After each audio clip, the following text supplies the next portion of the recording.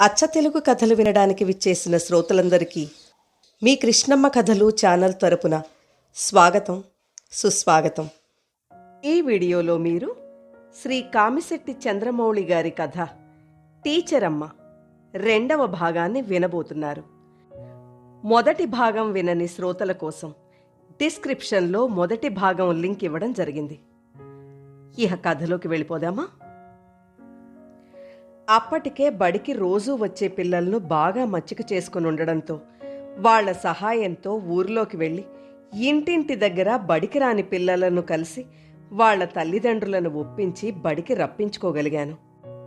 ప్రతిరోజు బడిలో ఆటలు పాటలతో చదువును నేర్పించడం, ఆ పిల్లలతో కలిసి ఆనందాన్ని పంచుకోవడం, ఇదో అందమైన ప్రపంచంగా మార్చుకోవడం ఓ 3 నెలల్లోపే సాధ్యమైంది. క్రమంగా తల్లిదండ్రులతో పాటు గ్రామస్తులందరూ మానసికంగా బాగా దగ్గరయ్యారు.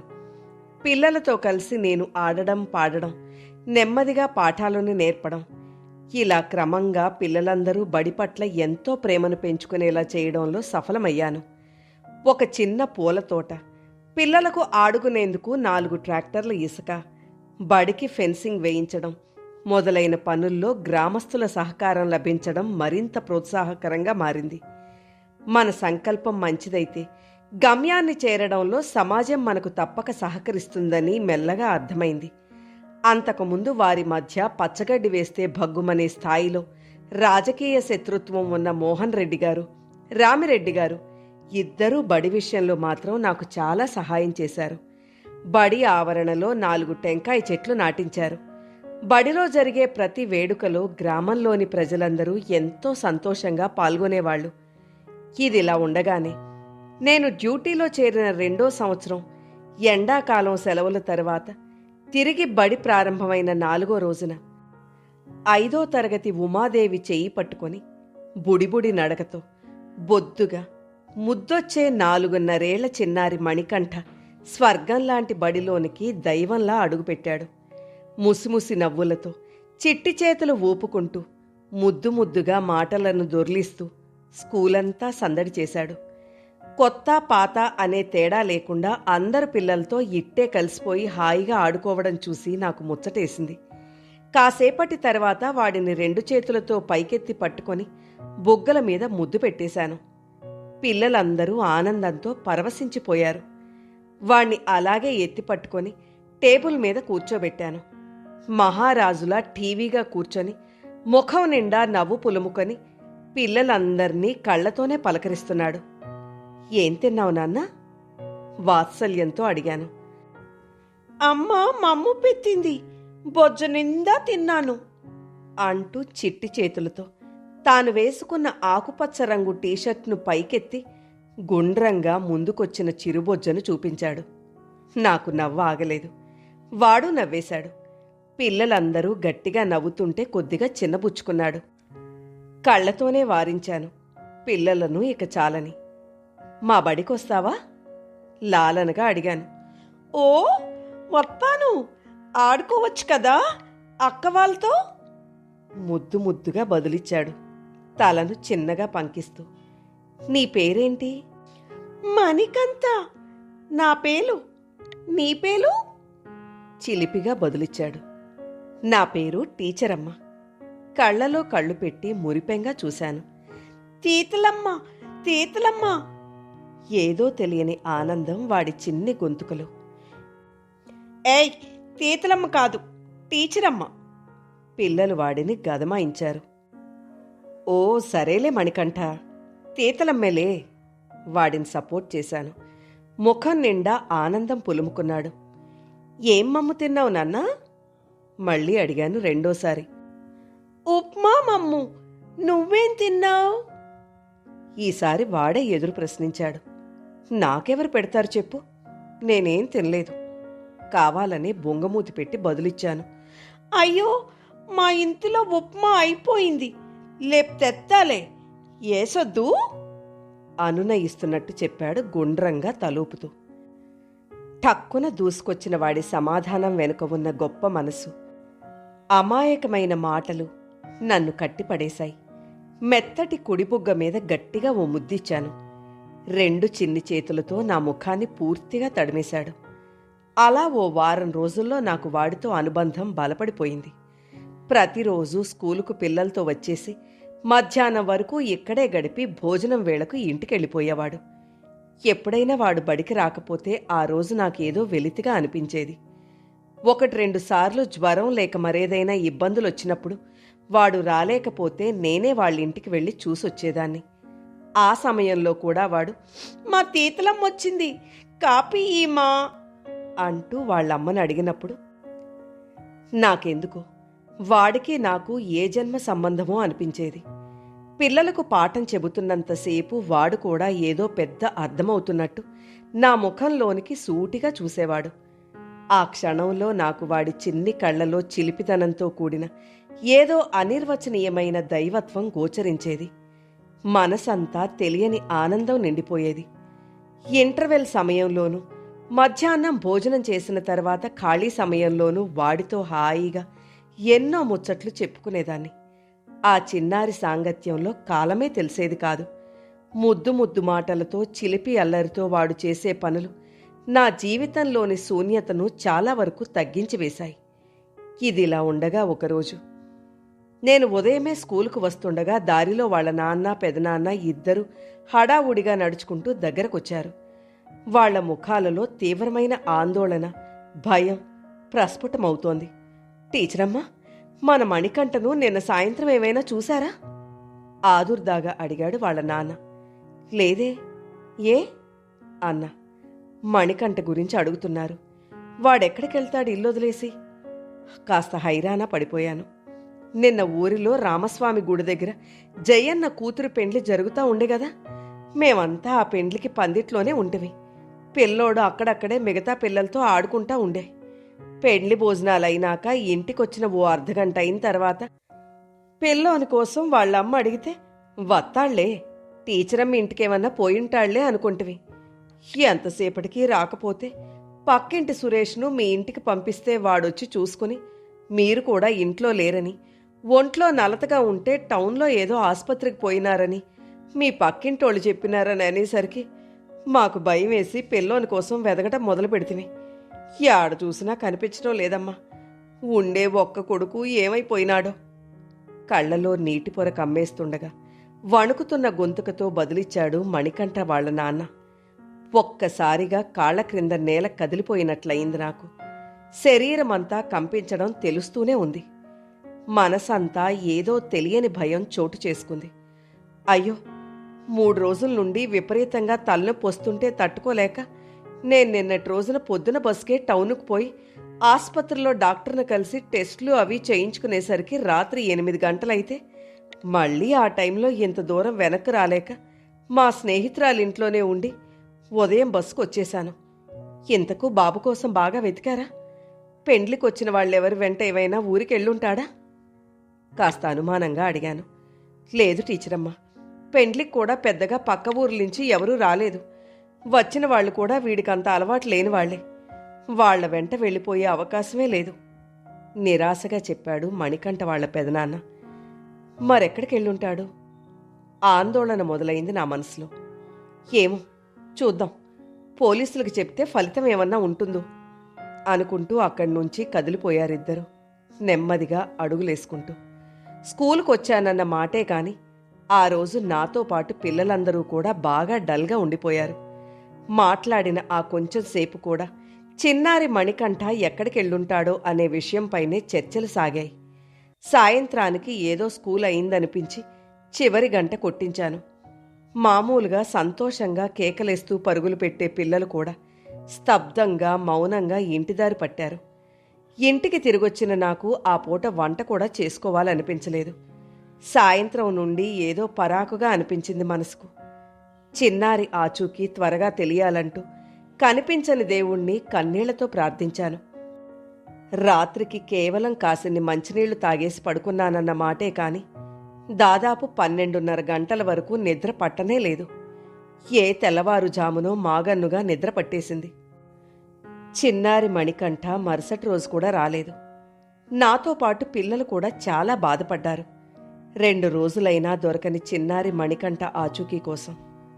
4 రోజులు దొర్లిపోయాయి భారంగా. కళ తప్పిపోయాయి ఊరితో పాటు బడి. ఇంకా రాని చిన్నారి కోసం క్షణం క్షణం వేచి చూస్తూ. సరిగ్గా 5వ రోజు మధ్యాహ్నం 11 గంటల సమయం. 4వ తరగతి పిల్లలకు గణితంలోని భాగాహారాలను సాధన చేయిస్తూ ఉన్నాను. స్కూల్ ముందు ఓ 15 పాత ఎస్డి మోటార్ సైకిళ్లలో సుమారు 22 మంది బైకుల మీద నుండి దిగి నిలబడ్డారు. అందరి వయసు దాదాపు 25 నుండి 35 ఏళ్ల లోపునే ఉండొచ్చు. అందరూ నిశ్శబ్దంగా ఓ పక్కకు జరిగి నిలబడ్డారు. అందరూ బాగా దృఢంగా ఉన్నారు. చూడడానికి వారిలో కొంతమంది చదువుకున్నట్లే ఉన్నారు. ఇంతలో వారిలోంచి ఒక నల్లటి వ్యక్తి స్కూల్ వైపుకు రావడం చూశాను. నేను కూడా తరగతి గది వాకిలి వద్దకు చేరాను. ఆ మనిషి నేరుగా నా వద్దకే వచ్చి, నమస్తే టీచరమ్మా, నేను దాడి అంజప్పను, రైతు కూలీ సంఘం ఆర్గనైజర్ను, కేంద్ర కమిటీ సభ్యుణ్ణి. మీ స్కూల్కు ప్రతిరోజు పిల్లల వెంట వచ్చే చిన్న పాపోడు మణికంఠ తప్పిపోయి 5 రోజులైనాది. తెలుసు కదమ్మా. ఆ పాపోడిని ఎవరో ఏమో చేసినారని మాకు అనుమానంగా ఉంది. మీకేమన్నా ఎవరి మీదనైనా అనుమానం ఉందా? పోలీస్ ఇంట్రాగేషన్ అయినట్లు ప్రశ్నించాడు. నాకేమీ తెలియదు సార్. నేను ఆ అబ్బాయి తప్పిపోయిన తర్వాత మరుసటి రోజున ఊరికొచ్చాను సార్. వినయంగానే బదులిచ్చాను. ఎవ్వరూ సరిగ్గా చెప్పలేకున్నారు టీచరమ్మా. ఇంతకీ ఆ పాపోడిని ఎవరైనా ఏవైనా చేసుంటారని అనుకుంటున్నాను. సరే, ఈరోజు మేమొచ్చినాం కదా, సాయంత్రం లోపల తేల్చేస్తాం. ఆ పిల్లోని తండ్రి మా సంఘానికి బాగా కావలసిన మనిషి. పైగా ఆయనకొక్కడే కొడుకు. యాటికి పోయినాడు, ఏమైనాడు అనే విషయం ఎటు తిరిగి ఈరోజు తేలిపోవలసిందే. లేకపోతే రాత్రికి ప్రజా కోర్టు పెట్టిస్తాం అంటూ గంభీరంగా చెప్తున్నాడు. ఇంతలో ఊరి జనాలందరూ స్కూలు ముందుకే చేరిపోయారు. ఏం టీచరమ్మా, మీకెవరి మీదైనా అనుమానంగా ఉందా? అడిగాడు అంజప్ప. ఇంతకీ మీరు? నా మాట పూర్తయ్యే లోపునే, అనవసరంగా మిమ్మల్ని ఇబ్బంది పెట్టంలేమ్మా, మీరేమీ భయపడకండి, ఇంకో గంటలో తెలుస్తుందిలే అసలు విషయం అంటూ బయటికి నడిచాడు. 2 నిమిషాల్లో వచ్చిన వారందరూ బైకుల్లో అంతర్ధానమయ్యారు. తలుపు దగ్గర నుండి 2 అడుగులు వేశానో లేదో, సంగమోళ్ళు వచ్చినారంటే ఈరోజు విషయం తెలిసిపోతుంది టీచరమ్మా. మణికంఠ ఎక్కడికి పోయినాడు, వానికేమై ఉంటుంది అన్నీ కనుక్కుంటారు. 5వ తరగతి సుబ్రహ్మణ్యం నా వైపుకు చూస్తూ అన్నాడు. ఇంతలోనే కిటికీ దగ్గర కూర్చున్న పిల్లలు ఒక్కసారిగా, టీచరమ్మా, పోలీసులు పోలీసులు వస్తున్నారు అంటూ బిగ్గరగా అరిచారు. వెనుతిరిగి చూసేంతలో స్కూలు ముందు పోలీస్ జీపులో ఎస్ఐ, ఆయన వెంట 2 కానిస్టేబుల్ స్కూల్ ముందు దిగారు. పిల్లలందరి ముఖాల్లోనూ చెప్పలేనంత భయం ప్రస్ఫుటమవుతోంది. టీచర్, ఇందాక ఇక్కడికి ఎవరొచ్చారు? కంఠంలో అధికార దర్పం తొణికిసలాడింది ఎస్ఐకి. నమస్తే సార్. ఎవరో అంజప్పంట. నాకు పూర్తిగా తెలియదు. తప్పిపోయిన అబ్బాయి మణికంఠ విషయమై ఆచూకీ అడిగేందుకై వచ్చానని చెప్పాడు సార్. ఉన్న విషయం దాచుకోకుండా చెప్పేశాను. సరే, ఆ అబ్బాయి గురించి మేం చూసుకుంటాం గాని ఈసారి ఆ అంజప్ప వస్తే మాకు తప్పకుండా తెలియజెయ్యి. తెలిసిందా? కాస్త కఠినంగా చెప్పాడు ఎస్ఐ. సరే, వాడితో పాటు ఎంతమంది వచ్చారు, ఎక్కడికెళ్లారు? తిరిగి ప్రశ్నించాడు ఎస్ఐ. ఎక్కడికెళ్లారో తెలియదు కానీ ఆయనతో పాటు 15 మందికి పైగానే వచ్చుంటారు సార్. బదులిచ్చాను వినయంగానే. సమాధానం పూర్తిగా వినకుండానే ఏదో ఆలోచనగా తల పైకెత్తి ఆకాశం కేసి చూస్తూ వెనుతిరిగి జీపు వైపుకు దారి తీశాడు ఎస్ఐ. అతని వెంటే వెళ్ళిపోయారు కానిస్టేబుల్స్. ఊరిలోనికి వేగంగా దూసుకెళ్ళింది జీపు, మట్టి రోడ్డుపై దుమ్ము లేపుకుంటూ. ఎలాగో మధ్యాహ్నం 2 గంటల వరకు స్కూల్లో పాఠాలు చెప్తూ గడిపాను. సరిగ్గా అప్పుడే జరిగిందా సంఘటన. అయ్యో, ఎంత పనైపోయింది నాయనా, అప్పుడే కాలం తీరిపాయినా. చేతులెట్లా వచ్చినాయిరా ఆ రాక్షసునికి. పసిబిడ్డని కూడా చూడలేదు కదమ్మా. ఎంత పని చేశారమ్మా అమ్మా. దీర్ఘంగా శోకాలు పెడుతూ, బిగ్గరగా అరుస్తూ, పల్లె గుండె పగిలేలా రోదిస్తూ, ఒకసారి ఎదురు రొమ్ములపై 2 చేతులతో బలంగా గుద్దుకుంటూ, మరొకసారి నెత్తి నోరు బాదుకుంటూ, హృదయ విదారకంగా అరుస్తూ స్కూలు ముందు నుండి వెళ్లే రోడ్డుపై 64 ఏళ్ల ముసలమ్మ ఊర్లోకి పరుగులాంటి నడకతో వచ్చేస్తుంటే, స్కూలు ఎదురుగా ఉన్న ఇంటిలోంచి అంజనప్ప తాత కంగారుగా బయటికి రావడం చూశాను. అసలు ఇంతకీ ఏమైందో అని అడిగేలోపే సుమారు ఓ 50 మంది గ్రామస్తులు అక్కడికి చేరుకున్నారు. అందరి ముఖాల్లోనూ ఒకలాంటి ఆందోళన. ఏం వార్త వినాల్సొస్తుందో అనే భయం స్పష్టంగా కనిపిస్తోంది. నాకైతే నా గుండె కొట్టుకునే చప్పుడు నాకే వినిపిస్తోంది. 2 కాళ్లలో సన్నగా వణుకు ప్రారంభమైంది. ఏమైంది పెద్దమ్మ? చెప్పు, ఎందుకట్లా అరుస్తున్నావు? గట్టిగా అడిగాడు పాలనారాయణ. ఇంకేం కావాలి నాయన? పసిబిడ్డ అనే కనికరం కూడా లేకుండా మన పాపోడినెవరో సంపేసి పారేసినారప్ప. అయ్యో, నేనెట్టా చెప్పేదిరా ఈ ఘోరం? పాపోడిని నరికేసినారా? కొడుకులు ఎంత పాపం చేసినారప్ప! గట్టిగా రొప్పుతూ ముసలమ్మ నెట్ట నిలువున కుప్పకూలిపోయింది. గుండె ఆగిపోయిందనిపించింది నాకు. ఊపిరి నిలిచిపోయింది. మెదడు మొద్దుబారిపోయింది. ఎదపై ఏదో పెద్ద రాతిగుండు వేసి గట్టిగా నొక్కేసినట్లు, వణుకుతున్న కాళ్ళు 2 కింద నేలలోనికి కూరుకుపోతున్నట్లు, మృత్యువు నిలువునా కబళించి వేసినట్లు ఒళ్లంతా తీవ్రంగా చెమటలు పట్టేశాయి. గొంతు తడారిపోయింది. నిలుచున్న దాన్ని ఒక్కసారిగా కళ్ళు తిరిగి కిందకి ఒరిగిపోతున్నాను. ఏయ్, పట్టుకో పట్టుకో, టీచరమ్మ పడిపోతాంది! భయపడింది పాపం. గుంపులోంచి ఎవరిదో కంఠం వినిపించింది. కన్నుల నిండా చీకటి ఆవరించేసింది. ఎవరివో చేతుల్లో నేను వాలిపోతున్న భావన కలిగి కలగనట్లు అనిపించింది లిప్తపాటు క్షణంలో. ఆ తర్వాత ఏం జరిగిందో తెలీదు. ముఖం మీద చల్లని నీళ్లు తాకి మెలకు వచ్చేసరికి చుట్టూ ఓ 6-7 మంది పిల్లలు, ఓ 2 నడివయసు స్త్రీలు నిల్చొని నాకేసి చూస్తున్నారు. జాలితో పాటు పూర్తి విషాదం నిండిన కళ్లతో. మణికంఠకేమైంది? అందరూ ఎక్కడికెళ్లారు? కంఠంలో ఇంకా తగ్గని వణుకు నాలో. టీచరమ్మా, అందరూ ఆ పెద్ద దిబ్బ దగ్గర మల్లమ్మ గుడి దగ్గర ఉందే, దాని ఆ పక్కన తాటితోపులోనికి పోయినారు. నువ్వు లేస్తే పోదామని మేం కూడా కాసుకొని ఉండాం. ఇగో ఈ నీళ్లు తాగు, మేం పోతున్నాం. అందరూ ఒక్కసారే కదిలారు అక్కడి నుండి. నేను వస్తాను. ఏమైంది అక్కడ? మణికంఠ కనిపించాడా? ఎందుకో కాస్త నీరసంగా ఉన్నా. లేని శక్తిని కూడా తీసుకుని వారిని అనుసరిస్తూ వెనకే నడిచాను. అవునంట టీచరమ్మ, మణికంఠ ఇక లేడంట. పాపోణ్ణి ఎవరో మొక్కలు కొట్టేసినారంట. 4 రోజులు ఎతికినా కనబడకపోతే నిన్న సందకాడ జీమాను కట్ట మీద భీమప్ప, ఆ పెట్టంగిడి గోవిందు ఇదే సంగతి అనుకుంటాండ్రి. ఎవరైనా పిల్లోడిని ఏమన్నా చేసుంటారేమో. ఈ పాడెలచ్చలు రాకపోతే మేలు. ఊరికే దాండ్ల కోసం పసిబిడ్డలను కూడా ఇడిచిపెట్టడం లేదు ఈ రోజుల్లో. లేకపోతే ఇన్ని రోజులు అంత చిన్న పాపోడు ఒగడ యాడికి పోతాడు అని సుమిత్ర అనడంతో నాకు మనసంతా ఏదోలా అయిపోయింది. పరుగులాంటి నడకతో ఓ 10 నిమిషాలు ఎర్రటి ఎండలో పెద్ద దిబ్బ చేరుకున్నాం. ఆ పక్కనే ఉన్న చిక్కటి తాటితోపు దగ్గరికి మేము ఇంకా వెళుతుండగానే పెద్దగా మిన్నంటిన రోదనలు, శాపనార్థాలు వినిపించాయి. అప్పటికే దాదాపు స్కూలు పిల్లలందరూ అక్కడికి చేరిపోయారు. చిన్న పెద్ద తేడా లేకుండా అందరూ దుఃఖ వదనాలతో అక్కడే తారాట్లాడుతున్నారు. ఇదిగో తలభాగం, అయ్యో సగమైపోయిందే! ట్రాక్టర్ రామంజీ అరుస్తున్నాడు. చేతిలోనికి తీసుకున్న చిన్నారి మణికంఠ తలలోని కుడి భాగాన్ని చూస్తూ భయం, దుఃఖం, నిస్సహాయిత, కోపం, అన్నింటినీ మించి చెప్పలేనంత బాధ. మనసంతా పాడైపోయింది. అయ్యో దేవుడా, ఇదిగో పిల్లోని బర్రెముకలు, నడుము సగమే ఉందే! అమ్మా, ఏందిది స్వామి? పరమాత్మ యాడుండావయ్యా? ఇంత ఘోరం చూపిస్తా ఉండాం. మేమెంత పాపం చేసినాము నాయనా! పసిబిడ్డనిట్లా చూడాల్సి వస్తాంది. భగవంతుడా, పసిబిడ్డ చచ్చిపోయేటప్పుడు వాని చేతుల్లో మామిడి పన్ను ఉండిందే. అయ్యో, తిండి తినే సమయంలో కూడా పిల్లోని పైన జాలి లేకపోయినే ఆ దుర్మార్గునికి. గాఢంగా నిట్టూరుస్తూ చిన్నారి మణికంఠ పెదనాన్న కుప్పకూలాడు. ఆ పసివాడి పచ్చి నెత్తురు చిందిన బీడు నేలపైన కన్నులు ధారాపాతంగా వర్షిస్తున్నాయి. నాకు పట్టపగలే చూపు మసకబారేంతగా, మనసు మూగపోయింది. మాటకు తావివ్వనంతగా దుఃఖం తన్నుకొస్తోంది, ప్రాణం పోయేంతగా.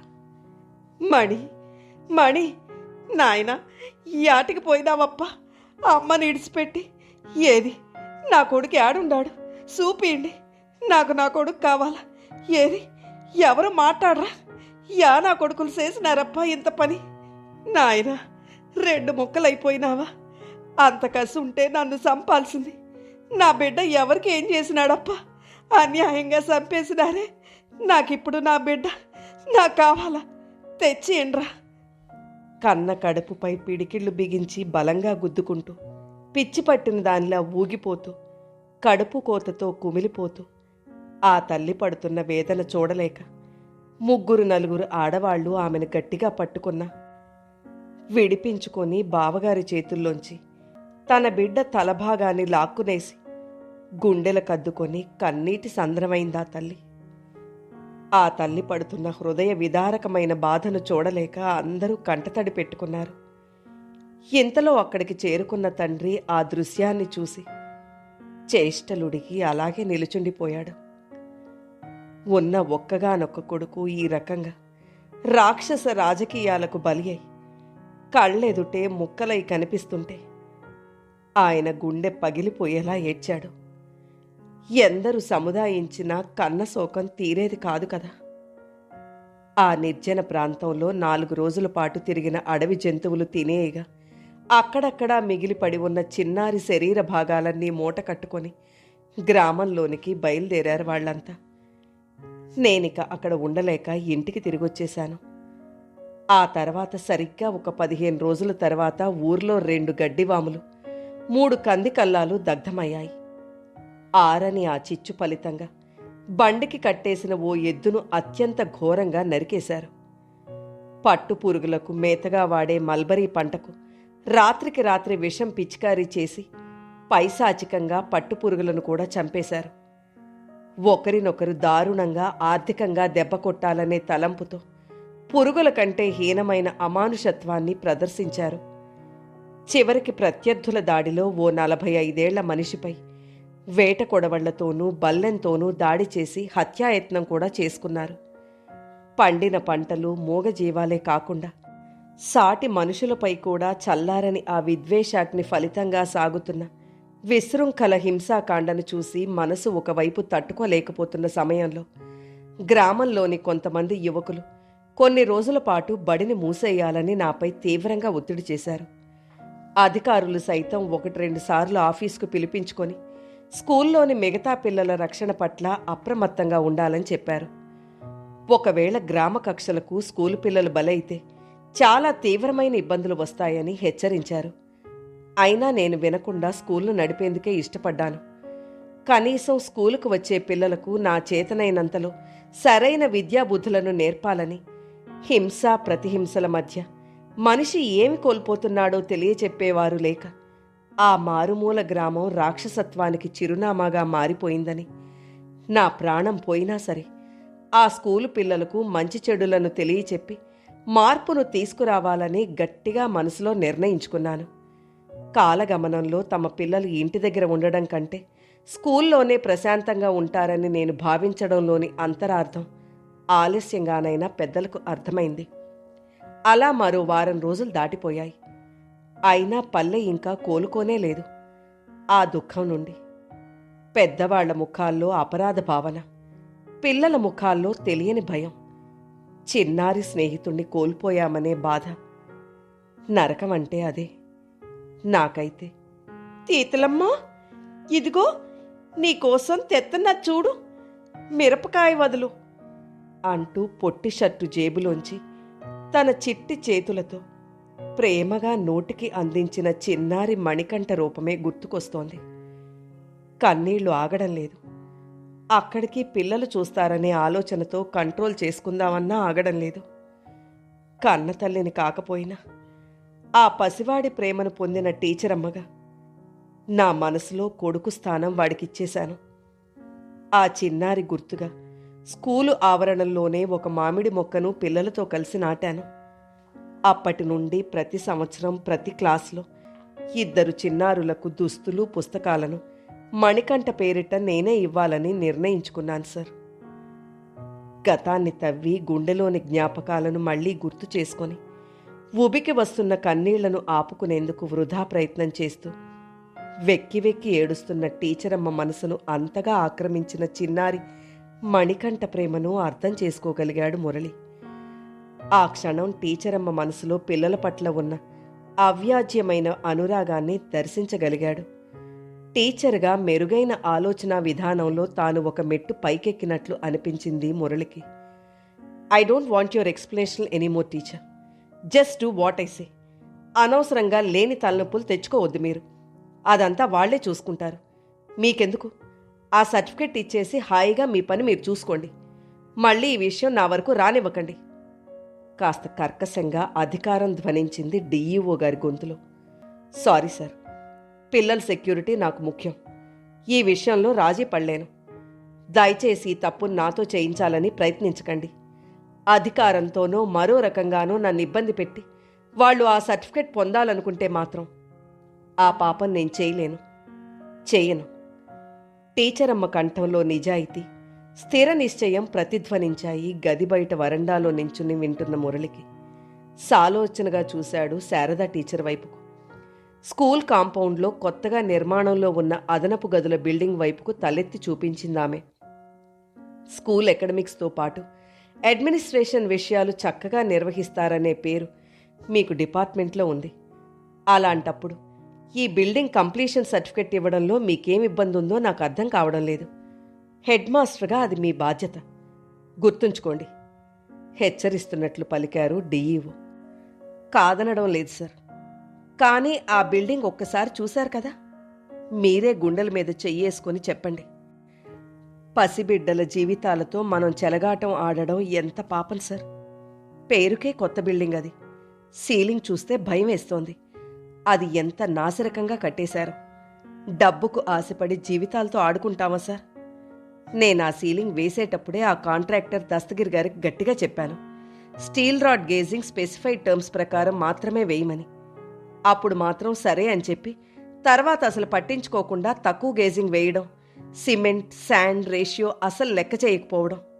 చివరికి కంప్లీట్ అయిన 2 వారాలకు కురిసిన చిన్నపాటి వానకే అది లీకేజీలు చూపడం. మన సొంత ఇంటికైతే ఇలాగే ఒప్పుకుంటామా సార్? టీచరమ్మ బదులిస్తుంటే ఆమె మాటల్లోని నిజాయితీ ధైర్యానికి విస్తుబోవడం ఆఫీసర్ వంతైంది. ఓకే, మొత్తం మీద మీరైతే ఆ సర్టిఫికెట్ ఇవ్వనంటారు, అంతేగా? ఓ నిర్ణయానికి వచ్చేశారు డిఈఓ గారు. అవును సార్, ఇవ్వను, దృఢంగా పలికింది టీచరమ్మ. సరే, ఏం చేస్తాం? విషయం లోకల్ ఎమ్మెల్యే గారి దృష్టికి ఇప్పటికే వెళ్ళింది. ఆ కాంట్రాక్టర్ ఆయన మనిషి, జరగాల్సింది జరుగుతుంది. బెదిరింపు ధోరణిలో పలికారు ఆఫీసర్. కానివ్వండి సార్, పిల్లల సెక్యూరిటీ గురించి వారికి మాత్రం కన్సర్న్ ఉండదా? వారే స్వయంగా ఇక్కడికి వచ్చినప్పుడు దగ్గరుండి బిల్డింగ్ లోపాలు చూపిస్తే వారికే అర్థమవుతుంది. టీచరమ్మ బదులిచ్చింది. సమాధానం ఇవ్వడంలోని ధైర్యం, విధి నిర్వహణలో ఆమె చూపుతున్న బాధ్యత, ఆ వెనకున్న నిజాయితీ, పిల్లల పట్ల ఆమె చూపిస్తున్న ప్రేమ, కావాలనే భయపెట్టాలని చూసినా ఎక్కడా కూడా అణువంతైనా తొణకని ఆమె వ్యక్తిత్వం ఆఫీసర్కు బాగా అర్థమైంది. మాటిమాటికి పిల్లలు అంటున్నారు. సంతోషం టీచర్, వాళ్ల పట్ల మీకున్న ప్రేమ చూస్తుంటే చాలా ముచ్చటేస్తోంది. ఇఫ్ యు డోంట్ మైండ్, ఒక పర్సనల్ క్వశ్చన్. ఇంతకీ మీకెంతమంది పిల్లలు? నిజంగా వాళ్ళు చాలా అదృష్టవంతులై ఉండాలి, ఇంత రెస్పాన్సిబుల్ అండ్ పొసెసివ్ మదర్ ఉన్నందుకు. ఆఫీసర్ గొంతుకులో కొంత కన్విన్సింగ్ అపీల్. సార్, నాకు 126 మంది పిల్లలు. చిన్నగా నవ్వుతూ బదులిచ్చింది టీచరమ్మ. That's okay. You are not only interesting teacher, really inspiring. Now I feel proud of you. మీరింక ఆ సర్టిఫికెట్ విషయం నాకు వదిలేయండి. వృత్తి పట్ల ఇంత కమిట్మెంట్ ఉన్న మీకు ఈ విషయంలో నేను ఆ మాత్రం సపోర్ట్ చేయలేనా? తప్పక చేస్తాను టీచర్. సారీ, మిమ్మల్ని అందరూ టీచరమ్మా అంటారటగా, నేను అలాగే పిలవచ్చా? చిరునవ్వుతో మాట్లాడుతూ కుర్చీలోంచి పైకి లేచారు డిఈఓ గారు. Thank you sir, thank you very much, వినయంగా బదులిచ్చింది టీచరమ్మ. సిగ్గుపడ్డారు డిఈఓ గారు. అధికారయుతమైన గద్దెంపులతో, హెచ్చరికలతో భయపడి తమకు అనుకూలంగా సర్టిఫికెట్ ఇచ్చేస్తుందనే పిచ్చి నమ్మకంతో స్కూలుకు డాబూ దర్పంతో వచ్చిన తాను అమాయకత్వం నిండిన ఓ మామూలు మనిషిలా టీచరమ్మను భావించాడే కాని, టీచర్గా ఆమె ఉన్నతమైన వ్యక్తిత్వం ముందు ఆయన అధికార దర్పం దాసోహమనక తప్పలేదు.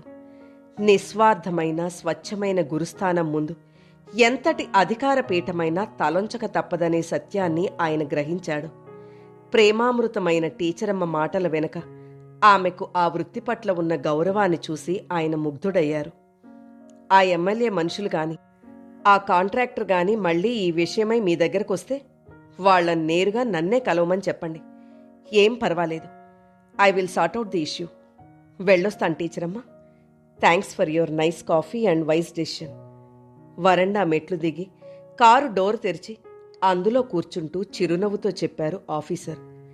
వీడ్కోలు నమస్కారం చేసింది టీచరమ్మ. వేగంగా కదిలి రోడ్డు మీదకు వెళ్ళిపోయింది డిఈఓ గారి కారు. ప్రశాంతంగా ఆఫీస్ గదిలోనికి అడుగుపెట్టింది టీచరమ్మ. మురళి సార్, కొంచెం ఆ రికార్డ్స్ బీర్వాలో పెడతారా ప్లీజ్? ఖాళీ అయిన కాఫీ కప్పు, స్నాక్స్ ప్లేట్ను చేతిలోకి తీసుకుంటూ అడిగింది టీచరమ్మ. టేబుల్ మీద తెరిచి ఉన్న విజిటర్స్ రిజిస్టర్లోని పేజీ పైన ఉన్న పేపర్ వెయిట్ను తీయబోతుంటే, స్కూల్లో కేవలం హెడ్ మాస్టర్ గారు మాత్రమే ఉన్నారనుకుని వచ్చాను. అమ్మ ఉండడం ఈ పిల్లల అదృష్టం. అధికారంతో వచ్చాను, అభిమానంతో వెనుతిరిగి వెళుతున్నా.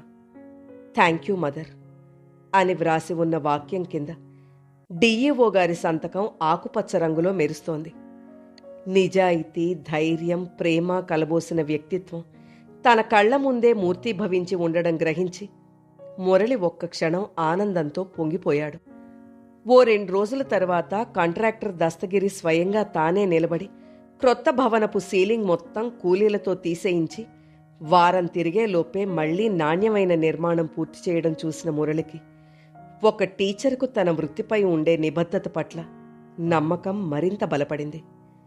శారదా టీచర్, రేపటి నుండి ఓ 3 రోజులు మీరు నిర్మలా టీచర్ స్కూల్ను చూసుకోవాలమ్మా. నేను మురళీ సార్ మండల రిసోర్స్ సెంటర్లో ట్రైనింగ్కి వెళ్తున్నాం.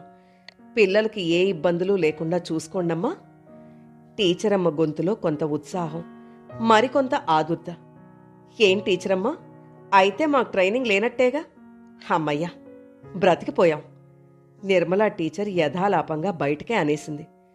తప్పు టీచర్, అలా అనకూడదు. ఈ ట్రైనింగులు మనకు నిజంగా ఓ వరం లాంటివే. ఎందుకంటే ప్రతిరోజు మనం మనకు తెలిసిన విషయాల్నే ఆధారం చేసుకుని పాఠాలు చెప్తుంటాం. నిజానికి టీచర్ ఓ నిత్య విద్యార్థిగా ఉండాలి కదా. జ్ఞానం అనేది ఎప్పటికప్పుడు అప్డేట్ అవుతుంటేనే మనం మరింత ఎఫెక్టివ్గా పాఠాలు చెప్పగలం. అదీగాక మారుతున్న సిలబస్, టీచింగ్ పద్ధతులలో రోజు రోజుకు వస్తున్న కొత్త టెక్నికాలిటీస్, ఆధునిక ట్రెండ్స్, వీటిపై టీచర్కు అవగాహన తప్పనిసరిగా ఉండాలమ్మా. ఇలాంటి ట్రైనింగ్ ప్రోగ్రామ్స్లో యువకులైన మీరు ఎంత ఉత్సాహంగా పాల్గొంటే అంత గొప్పగా మన రేపటి తరాన్ని తీర్చిదిద్దే అవకాశం మనం స్వంతం చేసుకోగలం. ప్రొఫెషనల్గా మనం మరింత బాగా రాణించగలం. సుతిమెత్తగా చురకలేసింది టీచరమ్మ.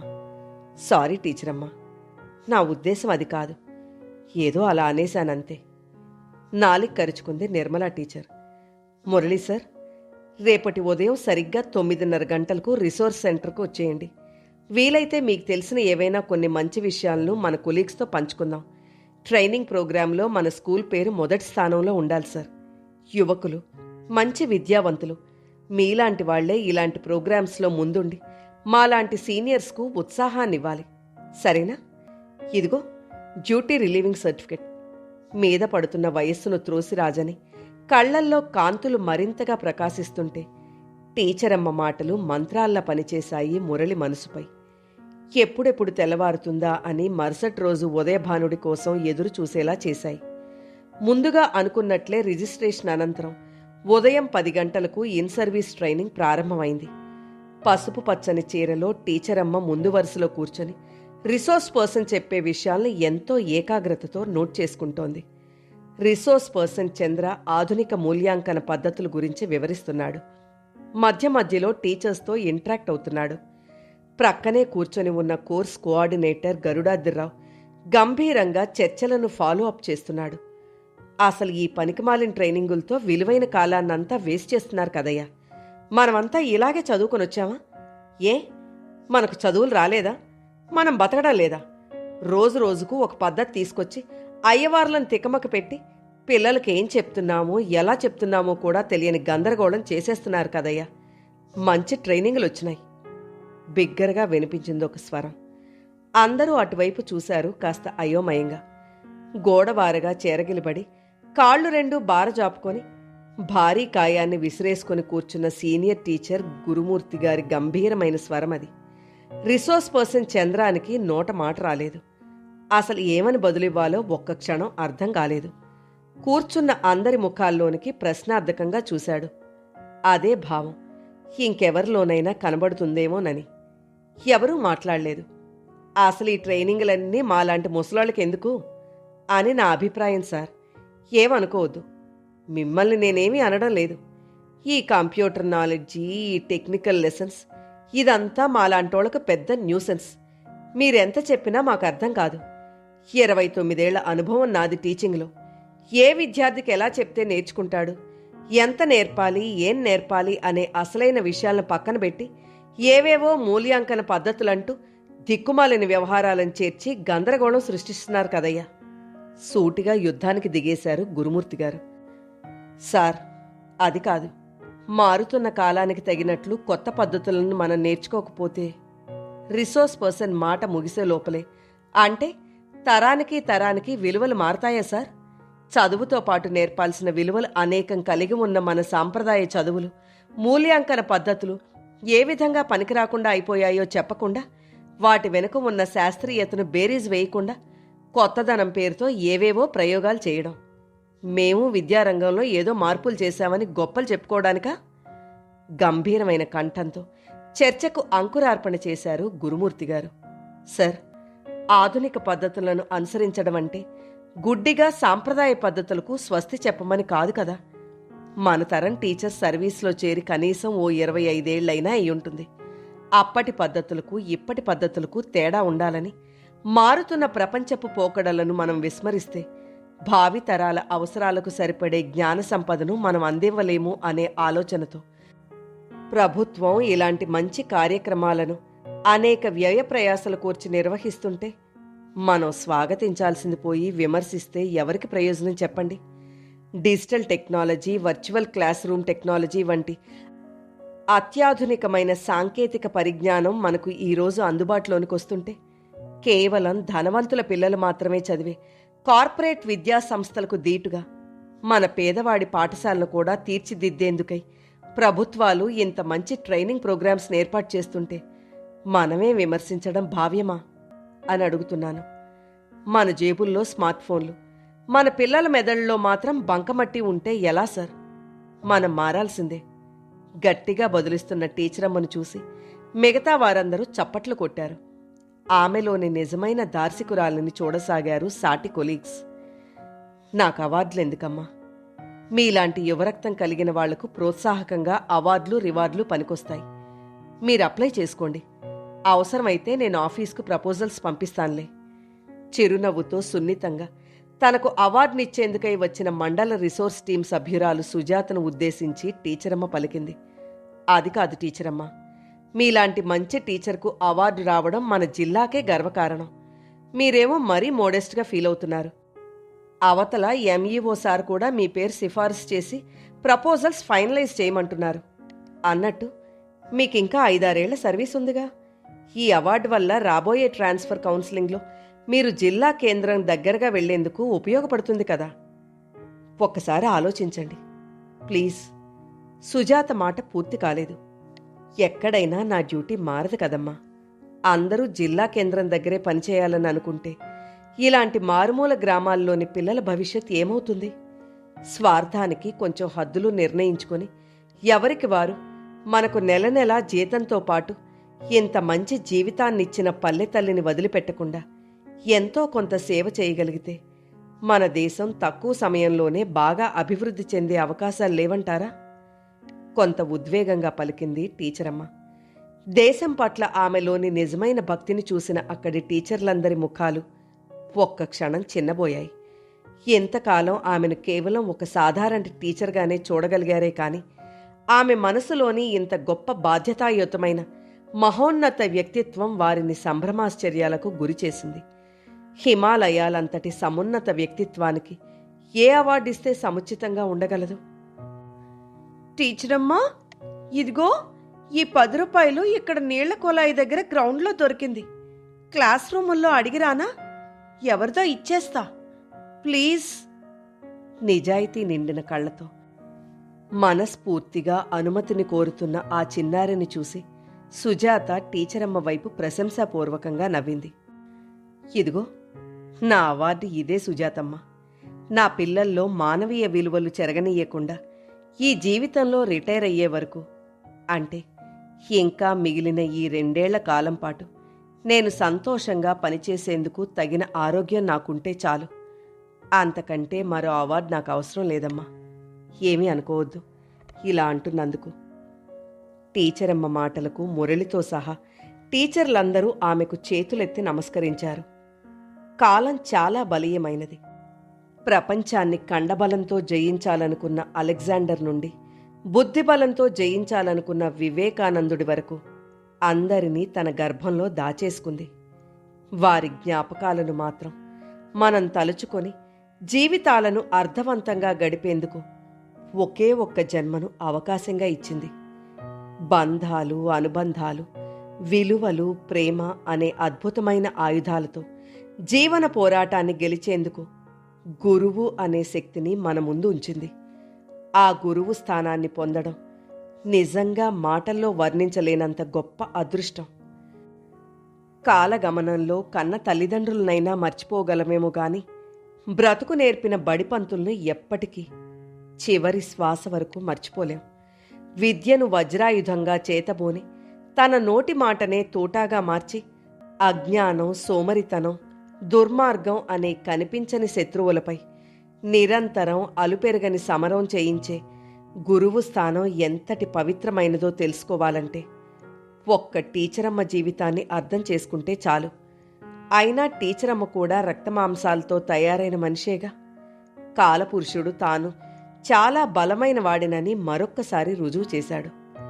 తన జన్మకు కారణమెవరో తెలియని దురదృష్టవంతురాలే అయినా శ్రీహరి మాస్టారు పుణ్యమా అని అనాథ శరణాలయంలోనే పెరిగి తాను కూడా ఆయన స్ఫూర్తితోనే టీచరమ్మగా మారి ఎందరికో చక్కని జీవితాలను ప్రసాదించిన కరుణామూర్తి తనలాంటి మరొక దిక్కు మొక్కు లేని చిన్నారికి ఆశ్రయమిచ్చి 22 ఏళ్లు పాలనా పోషణ చూస్తే పాములాంటి నైజాన్ని చాటుకుంటూ రెక్కలొచ్చిన తరువాత దూరంగా ఎగిరిపోయాడు ఆ కొడుకు కాని కొడుకు. ఆమె కష్టార్జితాన్ని ఆయాచితంగా వాడేసుకొని తన స్వార్థంతో ఆమెను వృద్ధాప్యంలో ఒంటరిదాన్ని చేసేసి పాత భవనంలో విడిచిపెట్టి తన సుఖం కోసం ఏటో దూరంగా వెళ్ళిపోయాడు. ఎవరూ లేని అనాథలా జీవితాన్ని ప్రారంభించిన టీచరమ్మ చివరి రోజుల్లో కొంతమంది అనాథ పిల్లలను చేరతీసి తనతో పాటు ఆ పాత భవనంలోనే చదువు చెప్తూ వచ్చే పెన్షన్ డబ్బుతో వారిని పోషిస్తూ గడిపేసింది. లోకానికి వెలుగునిచ్చే సూర్యుడికే ఉదయంతో పాటు అస్తమయం ఉండడం ఈ ప్రకృతి నియమం. ఇందుకు టీచరమ్మ మినహాయింపేమీ కాదు. అనుభవంతో ముడతలు పడుతున్న దేహం, కదిలినప్పుడల్లా కలుక్కుమంటున్న కీళ్లు, ఉండుండి లాగుతున్న నరాల ఘోష, పోటెత్తుతున్న చల్లారిన రక్తం, అరగంటకో మారు అలసిపోతున్న గుండె, ముడుచుకుంటే తెరుచుకోవడానికి బద్ధకిస్తున్న ఊపిరితిత్తులు, ఒంట్లో రాను రాను కొడిగడుతున్న శక్తిని గుర్తించి ఈ సత్యాన్ని గ్రహించిన టీచరమ్మ ఒక నిర్ణయానికి వచ్చేసింది ఆ రాత్రి. ఈ స్వార్థపు లోకం తనకేమీ ఇవ్వలేదని ఆమె ఎన్నడూ బాధపడలేదు. ప్రతిఫలమాశించని ప్రాణాధార వర్షపు కరిమబ్బుల విరగకాసిన ఫలాలతో వినయంగా క్రిందకి వంగిపోయిన మానుల టీచరమ్మ మనసెప్పుడు ఇవ్వాలనే తపన తప్ప తీసుకోవాలని ఏనాడూ ఆశించలేదు. అందుకే తనకు మిగిలిన ఆ పాత భవనాన్ని, తనతో పాటు ఉంటున్న ఆ 10 మంది చిన్నారుల సంరక్షణా గృహంగా తన మరణానంతరం ప్రభుత్వం నిర్వహించేందుకు తగిన ఏర్పాట్లను చేయవలసిందిగా తాను కొడుకుతో సమానంగా వాత్సల్యాన్ని పంచిన మురళికి తెలియచేస్తూ వీలునామా వ్రాసింది. మరణంలోనూ తను ఈ లోకానికి పాఠమే నేర్పి ఎప్పటికీ కానరాని సుదూర తీరాలకు వెళ్ళిపోయింది. కానే కాదు, పుస్తకం పట్టిన ప్రతి అనాథ పిల్లవాడి గుండెలోనూ శాశ్వతంగా ఆరని దీపమై నిలిచి వెలుగు నింపింది టీచరమ్మ. కన్నీళ్లు ధారాపాతంగా వర్షిస్తుంటే, గుండె మౌనంగా రోదిస్తుంటే, భారమైన మనసుతో టీచరమ్మ లేని ఆ ఇల్లు 10 మంది పేద పిల్లలకు నిత్యం అన్నం పెట్టి చదువు నేర్పిన ఆ ప్రేమాలయాన్ని ప్రభుత్వానికి అర్పించేందుకై. టీచరమ్మ వ్రాసిన పత్రాలను చేతపట్టుకొని ముందుకు కదిలాడు మురళీ సార్, మరో తరానికి ఉదయించిన కొత్త సూర్యుడై. కథ నచ్చితే లైక్ చేయండి. మీరు లైక్ చేయడం వల్ల మరింత మందికి ఈ కథలు చేరతాయి.